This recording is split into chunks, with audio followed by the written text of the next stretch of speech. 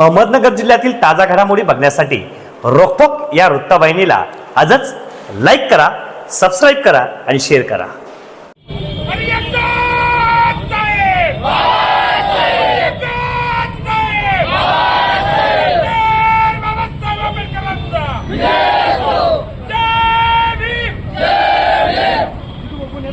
माता रमाई आवास घरकुल योजना अंतर्गत कोपरगाव नगरपालिकेत प्राप्त झालेल्या निधी परत गेल्याबाबत व SC/ST आरक्षण न्यायालयाच्या आदेशाने वर्गीकरणाबाबत समाज जागृती कामे सकल आंबेडकर समाजाच्या वतीने तहसील कार्यालयास निवेदन देण्यात आले।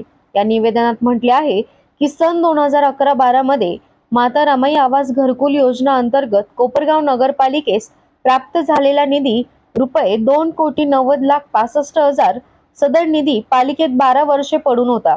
पालिकेस 258 दारिद्र्य रेषेखालील व दारिद्र्य रेषेवरील अनुसूचित जाती व नवबद्ध घटकांसाठी आलेला घरकुल निधी नगरपालिकेच्या गलथान कारभारामुळे परत गेला।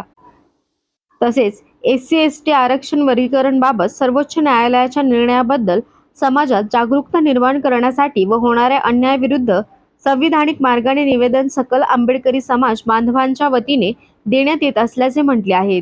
यावेळी संजय कांबळे, प्रकाश दुशिंग, अनिल रणनवरे, मनोज शिंदे, दीपकराव गायकवाड, शरद खरात, दिनेश कांबळे, संदीप पगारे, प्रफुल्ल शिंगाडे, किशोर मैन, राकेश वाघ, कार्तिक सरदार, राजू कोपरे, अविनाश शिंदे, साईनाथ जाधव, गोऱ्यादादा चोपदार, नितीन बनसोडे, पप्पू सय्यद, रोशन सेजवळ, बाबासाहेब कोपरे, राहुल शिरसाट, संदीप दुशिंग, सचिन बागुल, जीवन वाघमारे, अखिल शेख, आसिफ पटेल आदी जण उपस्थित होते।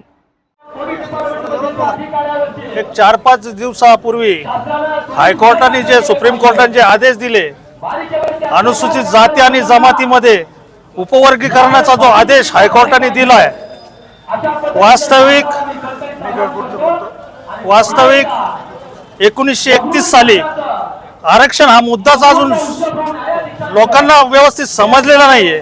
1931 साली इंग्रजांनी जे आरक्षण दिलं होतं ते कुठली गरिबी हटावाचं आरक्षण नव्हतं।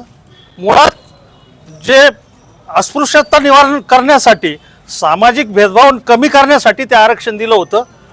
त्यानंतर डॉक्टर बाबासाहेबांनी जी अनुसूचित तयार केली परिषद 341-1-2, 342-1-2 मध्ये, त्या अनुसूचीमध्ये डॉक्टर बाबासाहेबांनी स्पष्ट केलं होतं की जातीनिहाय कुठल्याही जातीला काढणे आणि ऍड करणे हे अधिकार संसदीय मंडळाला आहे आणि संसदीय मंडळाने ठराव करून त्यावर ते राष्ट्रपतीला दिल्यानंतर त्याची अधिसूचना राष्ट्रपती काढतील।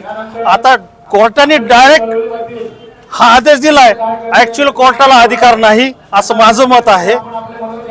त्यावेळेस बाबासाहेबांना असं वाटलं, त्यावेळेस बाबासाहेबांनी राज्य सरकारलाही ते अधिकार दिले नाही कोणची जात ऍड करायची कोणची काढायची। कारण राज्य सरकारला जर ते अधिकार दिले तर जाती जातीमध्ये तेढ निर्माण करून राजकारण होईल या भीतीपोटी डॉक्टर बाबासाहेब आंबेडकरांनी कलम परिषद 341-1-2 आणि त्यामध्ये 1932 साली ते लिहून ठेवले आणि त्यामुळं आम्हाला ह्या उपवर्गीकरणामध्ये काहीतरी राजकारण असल्याचा वास येतो। बाकीच्या ज्या अनुसूचित जमाती किंवा इतर समाज आहे ते आमचे भाऊच आहे, परंतु एका घरात जर 2 भाऊ राहत असतील, एखादा भाऊ जर सक्षम असेल आणि एखादा भाऊ जर कमकुवत असेल, ती जबाबदारी त्या भावाची नाही, त्या वेळच्या त्या सरकारची आहे का ह्या अतिमागात समाजाला पुढं मुख्य प्रवाहात आणणे ही जबाबदारी त्या सरकारांची आहे। ती जबाबदारी आमच्यावर टाकणे किंवा समाजात तेढ निर्माण करणे हाच या मागचा उद्देश आहे। त्यामुळे आम्हाला हा उपवर्गीकरणाचा कायदा मान्य नाही। याच्या विरोधात आम्ही असेच आमचा अनुसूचित जाती जमाती आम्ही याचा विरोध करतच राहू। धन्यवाद। जय भीम। कोपरगाव नगर परिषदेमध्ये लोकप्रतिनिधीमार्फत 2010 ते 2012 या सालामध्ये जो 2,99,00,000 रुपयाचा निधी जो प्राप्त झाला होता आणि त्या निधी प्राप्त झाल्यानंतर कोपरगाव नगर परिषदेने जाहिरात केली होती आणि त्या जाहिरातीमध्ये माता रमाई आवास योजनेचा प्रत्येक वार्डामध्ये प्रत्येक प्रभागामध्ये नगरपालिकेने अनुसूचित जाती जमातीच्या लोकांना घरकुल योजनेचे जे प्रस्ताव दिले होते त्यामध्ये कोपरगाव नगरपालिकेचे 258 प्रस्ताव दाखल झाले होते आणि त्या 258 प्रस्तावाचे अनुषंगानं कोपरगाव नगरपालिकेला 2,99,65,000चा निधी वर्ग झाला होता। गेल्या 12 वर्षापासून कोपरगाव नगरपालिकेमध्ये तो निधी पडून होता आणि त्या निधीला नगरपालिकेने कुठल्याही प्रकारचा कुणालाही त्याचं पत्रव्यवहार केला नाही का कुठल्याही अनुसूचित जाती जमातीच्या ती एखादी परित्यक्त महिला असो किंवा एखादा अनुसूचित जाती जमातीचा गरीब माणूस असो याला कुठलाही पत्रव्यवहार न करता तो निधी कोपरगाव नगरपालिकेने 10 वर्षांनंतर आज कर्जत नगरपालिकेला वर्ग केलाय। आमचं एवढंच म्हणणं आहे, जर गोरगरीब लोक ज्यांना राहायला घरं नाहीये, आपण बघतात आता आपण मीडियाच्या माध्यमातून आपल्याकडे कितीतरी कमेंट्स येतात तर अक्षरशः लोकांच्या घरामध्ये पाणी जातं पावसाळ्यामध्ये, पण नगरपालिकेचा एवढा मोठा निधी उपलब्ध होऊन काय उपयोग आहे हे नगरपालिकेनं स्पष्ट करावं। आणि 12 वर्षानंतर निधी परत जातो म्हणजे 12 वर्ष तुम्ही काय करीत होता का? मग त्याच्यामध्ये टक्केवारी तुम्हाला मिळत नव्हती म्हणून तुम्ही थांबला होता का? इतर कामामध्ये तुम्हाला 50%, 60%, 70% पैसे मिळतात म्हणून तुम्ही ते कामं उचलून धरले आणि माता रमाईचं नाव मोठं होऊ द्यायचं नाही, बाबासाहेब आंबेडकरांचं नाव मोठं होऊ द्यायचं नाही याच्याकरता तुम्ही ते निधी दाबून धरला का? हा एक जातीवादाचा प्रश्न उपस्थित होतो आणि आम्ही कुणावर ते असं जबरदस्ती काय एखादी घटना लादत नाही, कारण बाबासाहेबांनी आम्हाला तेवढा आचारसंहिता आम्ही त्या गोष्टीची पाळतो। परंतु 12 वर्ष जर तुमच्याकडे पैसे पडून आहे आणि तुम्ही 1 रुपया त्याचा खर्च करत नाही आणि माननीय जिल्हाधिकारी साहेब अहमदनगर यांच्या पत्राच्या अनुषंगाने तुम्ही तो निधी तात्काळ वर्ग करतात, मग नगरपालिकेला जातीवादी म्हणायचं का बिगर जातीवादी म्हणायचं हे त्यांनी विचार करा, नंतर आम्ही त्यांना त्याच्या प्रकारे उत्तर देऊ। त्याच्यानंतर ही घटना आज तालुका लेवलला आहे, वरती असंच चालू आहे ST आरक्षणाचं वर्गीकरण करायचं।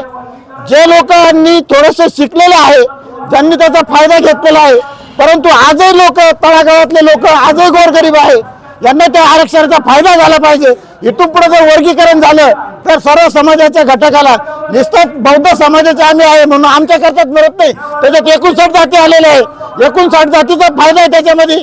पण काही रस्त्यावरती लढाई लढत असताना फक्त आम्हीच रस्त्यावर उतरायचं का? बाकीच्यांनी घरात बसून आरक्षण घ्यायचं का? हाही प्रश्न उपस्थित होतो।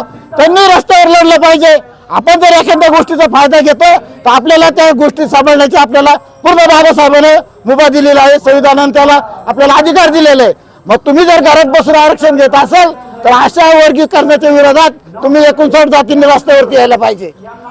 असो अनुषंगानं आम्ही दलित समाजाच्या वतीनं आम्ही या गोष्टीचा जाहीर निषेध करतो।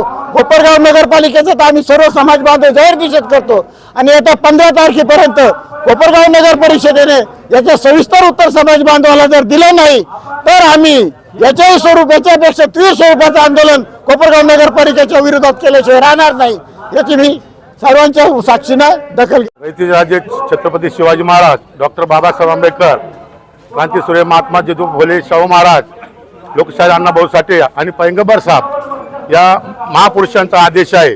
या देशामध्ये काढलं तरी काय, आता आपल्या कार्यकर्त्यांनी सांगितलं तर कोपरगाव नगरपालिकेचे कोट्यवधी रुपये ते मागं गेलेलं आहे। मला असं आठवतं का 1995च्या मागचे 91-92चे घरपट्ट्या नगरपालिकेने मागितल्या त्या घरपावत्या, ज्यांचे जुने घर असेल 15 वर्षाच्या पुढील राहणारे यांना ते घरकुलाची योजना मंजूर होईल असं नगरपालिकेचं म्हणणं होतं आणि त्या ठिकाणी स्टॉल लावून तिथं गोरगरिबांचे झोपडपट्टीवासियांचे त्या ठिकाणी फॉर्म भरले गेले आणि फॉर्म भरला गेले जाऊन 2011-12 10-11-12चा जो निधी होता तो 22 वर्षामध्ये परत गेला। 1922 म्हणजे 10 वर्षाचा काळ तो पैसा पडून होता, मग नगरपालिका तिथं झोपा घेत होती का हे आम्हाला शंका आहे।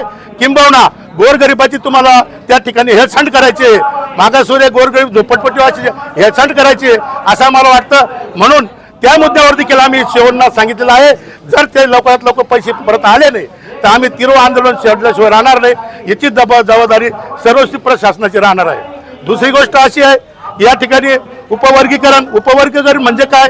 डॉक्टर बाबासाहेब आंबेडकर संविधानामध्ये आम्हाला आरक्षण दिलेलं आहे, त्यामध्ये ST SC OBC यांना सगळ्यांना आरक्षण हे बाबासाहेबांनी दिलेलं आहे आणि त्या ठिकाणी त्या सुप्रीम कोर्टाने तो उपवर्गीकरण काढलेलं आहे। उपवर्गीकरण म्हणजे काय?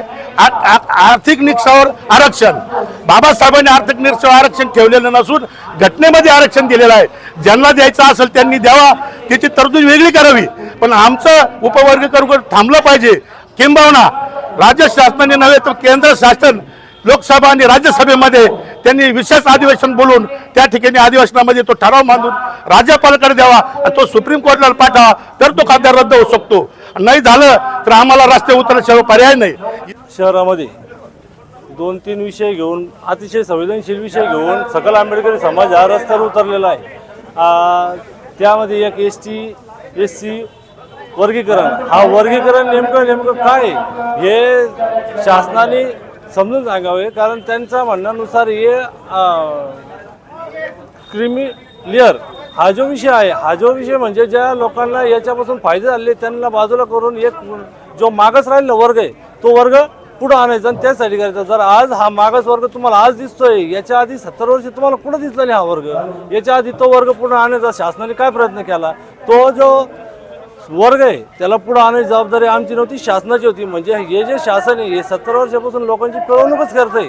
फक्त कायद्याअंतर्गत आता काहीतरी नवीन लोकांना सांगायचं आणि जातीमध्ये तेढ निर्माण करून या SC-ST मध्ये जेवढे पण जाती यांच्यात एक भांडण लावायची, एक रेस लावायची. हे जे षडयंत्र या शासनाला लावलंय हे हाणून पाडल्याशिवाय हा समाज राहणार नाही. आणि त्यानंतर नगरपालिकेने ही जे रमाबाई आवास योजना आहे याचे पैसे 12 वर्ष लावून धरले. आणि इथं जे पण ज्यांनी कोणी सत्ता भोगली आत्तापर्यंत नगरपालिकेत राहून त्या सत्ताधाऱ्यांनी हे दलित समाजावर जे वांजोटे प्रेम दाखवलं त्यांचं, आणि त्या पैशाचा निधीचा काही उपयोग करू दिला नाही. म्हणजे वरवरचं प्रेम दाखवून ते पैसे परत पाठवून त्या पैशातून तुम्हाला काही फायदा होणार नाही हे तुमच्या लक्षात आल्यानंतर तुम्ही तो निधी 12 वर्ष पडून तो काढून दिला. जर तुम्ही ठरवलं असतं तर 12 वर्षात नक्कीच त्याचा फायदा दलित समाजाला झाला असता. त्यानंतर आज महाराष्ट्र सरकार असू द्या किंवा भारत सरकार असू द्या, या दोन्ही सरकारला माझी एक विनंती आहे, तुम्ही ज्यावेळेस हे OBC, मराठा, SC-ST आरक्षण ज्यावेळेस चालवत आहे याच वेळेस या देशातले 1500 रुपयामध्ये तुम्ही लाडकी बहीण योजना काढली, पण या देशाची बहीण सुरक्षित नाही याबद्दल तुमचा कुठेही विचार दिसत नाही. आजही इतक्या घटना एक पेपरला आज बातमी आली उद्या येणार नाही असं होत नाही. रोजच नव्याने येत आहे, पण याच्यावर काही ठोस पाऊल असं शासन उचलत नाही. शासन पाऊल उचलन कोणाबद्दल? SC बद्दल, ST बद्दल, OBC बद्दल, मराठ्याबद्दल. म्हणजे हे जे दंगली घडवण्याचं तुमचं जो षडयंत्र चाललंय हा थांबून तुम्ही एक जबाबदार सरकार आहात, तुम्हाला जर जबाबदारी कळती तर तुम्ही या लोकांना सुरक्षा कशी मिळेल, या महाराष्ट्रातल्या बहिणी मुली कशा सुरक्षित होतील याकडे लक्ष द्यायचं सोडून तुम्ही या लोकांमध्ये तेढ निर्माण करून दंगल कशी होईल असं हे सरकार आत्ता सध्या करतंय. आणि जर हे सरकार असंच करत राहिलं तर नक्कीच निवेदन किंवा मोर्चे निघणार नाही, याच्यावर संघर्ष होईल. आणि या संघर्षाच्या झळी या सरकारला लागतील, त्याशिवाय यांना कळणार नाही. आणि SC-ST, OBC, मराठा कोणी असू द्या, जर आज समाज रस्त्यावर उतरला तर तुम्हाला रस्त्यावर फिरणं मुश्किल होईल. तर बाबा तुम्ही याची दखल घ्या आणि समाजात भांडणं लावण्यापेक्षा तुम्ही समाजाचे प्रश्न बसून सोडवा असं माझं मत आहे. सकल आंबेडकरी समाजातर्फे मी या सर्व गोष्टीचा निषेध करतो. थांबतो. जय भीम. आज या ठिकाणी आम्ही सर्व सकल आंबेडकरी समाजाच्या वतीनं 2 मुद्द्यावर एक मोर्चा काढलेला आहे. एक नगर परिषद आणि दुसरा तहसील कार्यालय. पहिला मुद्दा आमचा असा आहे का नगर परिषद 2011-2012 मध्ये जो माता रमाई घरकुल योजनेचा जो निधी आला होता किमान 3 कोटी रुपये, तो 10 वर्ष उलटून गेले, 10-12 वर्ष उलटून गेले तरी अजून तो वापरण्यात आला नाही. वेळेअभावी तो काही कारणाअभावी तो वर्ग केला गेला, कर्जत किंवा खेड कुठंतरी जमा केला येतो. मग आमचं या प्रशासनाला किंवा या नगरपालिकेला एक आमचं म्हणणं आहे का तुम्ही एवढे दिवस झोपले होते का? तुमचं काम होतं गोरगरिबापर्यंत सरकारच्या योजना पोहोचल्या पाहिजे, मिळाल्या पाहिजे. ही आमची सकल आंबेडकरी समाजाच्या वतीनं प्रमुख भूमिका आहे. आणि त्याच्यानंतर या नगरपालिकेने एक नियम काढलाय, जो निधी आलेला आहे 2 मिनिटं, जो निधी आलेला आहे त्या निधीवर समजा जे घरकुल आलेले ते गोरगरिबांसाठी आलेले, त्या घरकुलासाठी त्यांनी एक नियम काढाय का ज्या माणसाकडे जो धारक येतो त्याच्याकडे जर स्वतःचा 7-12 असेल तरच ते घरकुल तुम्हाला दिला जाईल, नाही तर दिला जाणार नाही. मग आता आम्हाला सांगा, आमचा सर्व मागासवर्गीय समाज हा झोपडपट्टी भागात राहणार आहे, तो नगरपालिके हद्दीत राहणार आहे, तो कुठून स्वतःचा सातबारा, आणि जर त्याचा स्वतःचा सातबारा असता तर या सरकारचे 2-5 लाख रुपये घेऊन तो काय करणार आहे? तो स्वतःचा बंगला बांधीन. हा विषय पहिले शासनाने गांभीर्याने घेतला पाहिजे. दुसरा मुद्दा असा आहे का आम्ही तहसील कार्यालय इथे आलेलो आहे का SC ST व उपवर्गीकरण. आता उपवर्गीकरण म्हणजे आता आमच्या ज्येष्ठांनी सगळ्यांनी याच्यावर मार्गदर्शन केलंय. मी थोडक्यात सांगतो, उपवर्गीकरण म्हणजे SC ST समाजात लावलेलं भांडण म्हणजे उपवर्गीकरण. काय होतं, ज्यावेळेस SC समाजावर एखादी गदा येते त्यावेळेस संपूर्ण 59 जाती त्या याच्या अगोदर 59 जाती रस्त्यावर उतरून त्याचा विरोध करीत होत्या. त्याच्यानंतर आज जर हे उपवर्गीकरण झालं तर या अ ब क ड अ वाल्याचा विषय तर अ वालाच लढण, ब वाल्याचा विषय ब वाला लढण. हे उपवर्गीकरण हे भांडणं लावायचा मुद्दा आहे. आणि माझं एक या शासनाला विनंती आहे, या प्रशासनाला विनंती आहे का हा कायदा आम्हाला मंजूर नाही. याचा आम्ही निषेध करत नाही पण विरोध नक्कीच करतोय. सर्वोच्च न्यायालयाला याचा अधिकार नाही. याचा अधिकार डॉक्टर बाबासाहेब आंबेडकर यांनी लिहून ठेवल्याप्रमाणे हा अधिकार फक्त संसदेला आहे, राष्ट्रपतीला आहे आणि राज्यपालाला आहे. त्या निर्णयानुसार आम्ही या गोष्टीचा विरोध करतो आणि प्रथम त्रिवार अभिवादन करतो. मित्रांनो, 2010 आणि 2011 मध्ये नगरपालिकेमध्ये, कोपरगावच्या नगरपालिकेमध्ये जे दारिद्र्य शरमाई आवास योजना आहे याच्यासाठी 2,90,65,000 हा निधी आला होता. पण हा निधी जाणून बुजून, आम्ही तर जाणून बुजून म्हणाल की जातीवादी मुख्य अधिकारी असेल, प्रतिनिधी असेल, यांनी जाणून बुजून तो मागासवर्गीयांपर्यंत पोचू दिला नाही. तो 12 वर्ष इथं खितपत पडला होता. यांना त्यावेळेस जाग आली नाही आणि तो 12 वर्ष इथंच बँकेत ठेवून तो परत पाठवला आहे. या निधीसाठी जवळजवळ दारिद्र्यरेषेखाली 258 कुटुंब असताना देखील तो निधी त्यांना दिला नाही आणि तो परत पाठवला. या नगरपालिकेचा आणि या प्रतिनिधीचा सकल आंबेडकरी समाजाच्या वतीने मी जाहीर निषेधच करतो. आणि येणाऱ्या 15 तारखेत जर तो निधी वापस आणला नाही तर सकल आंबेडकरी समाजाच्या वतीने तहसील कार्यालय असेल, नगरपालिका, याच्यावर आम्ही भव्य मोर्चा काढू सकल आंबेडकरी वतीने. त्याचप्रमाणे जे वर्गीकरणाचं हे केलेलं आहे सुप्रीम कोर्टाने, त्याचाही आम्ही सकल आंबेडकरी समाजाच्या वतीने जाहीर निषेध करतो. याच्यामध्ये भांडणं, 2 जातीमध्ये भांडणं लावण्याचं काम हे सुप्रीम कोर्ट करत आहे. जर अनुसूचित जाती आणि जमातीसाठी जर वर्गीकरण करत असेल तर ओबीसीसाठी का बरं नाही करत आहे? फक्त अनुसूचित जातीलाच हे करायचं, मुद्दामून टार्गेट करायचं, हा षडयंत्र शासनाचा आहे. आणि आमच्या बदलापूरमध्ये ज्या बहिणींवर, लेकीवर तो अन्याय अत्याचार झालेला आहे त्याचाही आम्ही जाहीर निषेध करतो. आणि सकल आंबेडकरी समाजाच्या वतीने नगरपालिकेचा पुन्हा एकदा आम्ही जाहीर निषेध करतो. येणाऱ्या 15 तारखेला आम्ही मोठ्या प्रमाणावर मोर्चा काढू आणि जर ही मागणी आमची पूर्ण नाही झाली तर त्याचा निषेध नोंदवू.